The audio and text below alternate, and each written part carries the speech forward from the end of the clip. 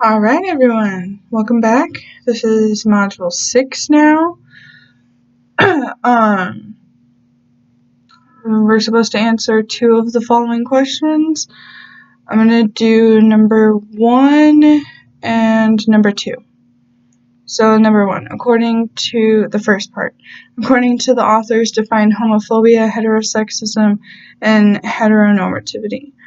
So, heterosexism is the overreaching system of advantages bestowed on heterosexuals based on the institutionalization of heterosexual norms or standards and founded on the ideology that all people are or should be heterosexual, which privileges heterosexuals and heterosexuality while including the needs, concerns, cultures, and life experiences of lesbians, gay males, bisexuals, pansexuals, and asexuals. Heteronormativity is denoting or relating to a worldview that promotes heterosexuality as the normal or preferred sexual orientation. And then homophobia, it refers to the fear and hatred of those who love and are attracted affectionately, emotionally, romantically, and sexually to some members of the same sex. And then the second part, how do these concepts work together? I mean, the gist of what I got out of it was that they all work together, because heterosexism and heteronormativity kind of similar in some aspects, as they have to do with our sexual orientation, and homophobia has to do with sexual orientation, but it refers to like the hatred and the fear of it. So in a way, they're all working together, but homophobia is the one that's like the attacking one, almost like, and if that's the word that I'm looking for. The overlapping, they all overlap, because heterosexism and heterosexism is just a very long definition, because it means a lot of different things, and heteronormativity just has to do with like the normal or the preferred sexual orientation, and then homophobia is who we're attracted to, whether it's same sex or not, and it's just the fear of it. They diverge because, like I said, homophobia is like the fear and the hatred of it all, whereas heterosexism and heteronormativity aren't related to that. How do these concepts fit in with material from gender and racial oppression? I think that they definitely fit in with gender and racial orientation, oppression, because if you're, how am I going to explain this?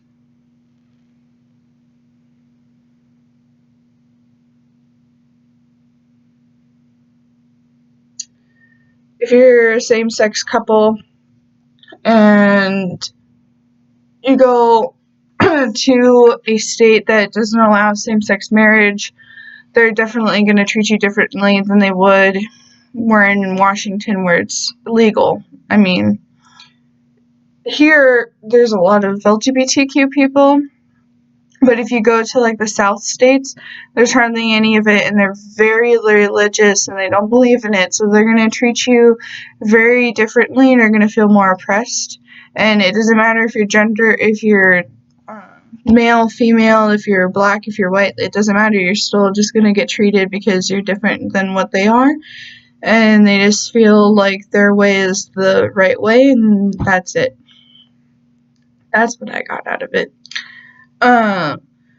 Regardless to whether or not you agree with the content, do you understand the arguments the authors are presenting? Yes, I do agree with the content. I believe that we all should understand these terms, not just in this class, but like everyone should know these terms, and they should understand that not everyone is going to agree with the sex that they come out of the womb, and that they need to put aside their own beliefs and religion, culture, anything. Like, they just need to put all of that aside and just let them be a human and just let them be you. It's not affecting you. It's not killing you. You're fine. Like, you can watch a girl and a girl kiss just the same way as you can watch a guy and a girl kiss. It's not going to kill you. And if it does, then you have problems. But that's just my opinion. So, because, I mean, today, like, I actually saw today on campus, there was a girl and a girl that was kissing, like, saying goodbye, like, she was walking her to class, and this teacher comes up behind me. I don't really know who he is, because I've never seen him before, but I knew he was the teacher because he was holding, like, a briefcase and, like, a bunch of, like, papers and stuff, so I kind of assumed he was a teacher, but he was like, no PDA. But then I keep walking, and he's, like, following me, and there's a guy and a girl that was kissing the same exact way, and he didn't say anything, and I'm like, aren't you going to say anything? Because that's still PDA. Like, if you're going to say it to one couple, you got to say it to all the couples, not just one.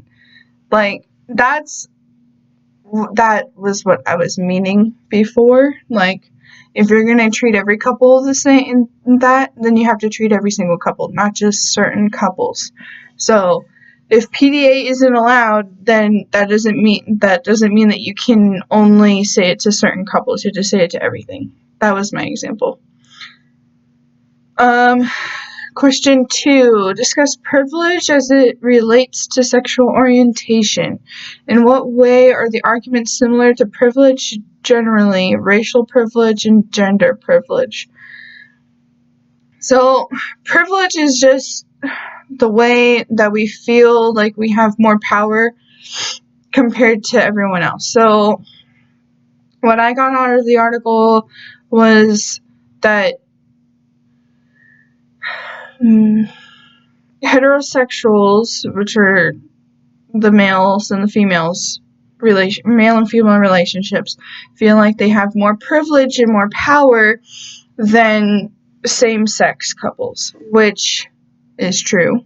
But we don't need to act like it, because we're all the same. It's just a different person liking another person. Just saying. Racial privilege, it also has to do with it because there's different, like, you can have a black guy dating a white girl. Like, that was that's an example. Like, it has to do with racial privilege. Like, all of the privileges have to do with sexual orientation. Like, it's all connected. I don't know how to explain it, but my mind is just like, they're all the same. It's all privilege. And it has to do with sexual orientation because we're people. Like, I don't know. In what ways are the arguments different? I don't know. How does intersectionality matter or impact privilege? I don't know what that word means, so I'm going to say I don't know. And the side of the text, all of the text. All of it. Just every single word, every single page, everything.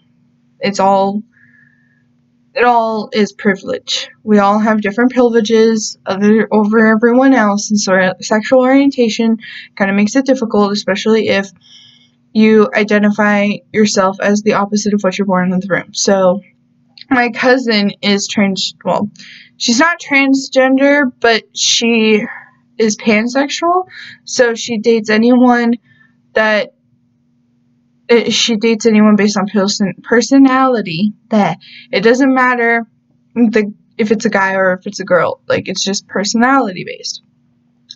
But she has days where she feels more masculine than she does feminine, or vice versa. And so the days where she feels more masculine, she says that she feels more oppressed because people are judging her because of their gender privilege or their racial privilege or any privilege, because she's orienting herself as a different sex than what she is.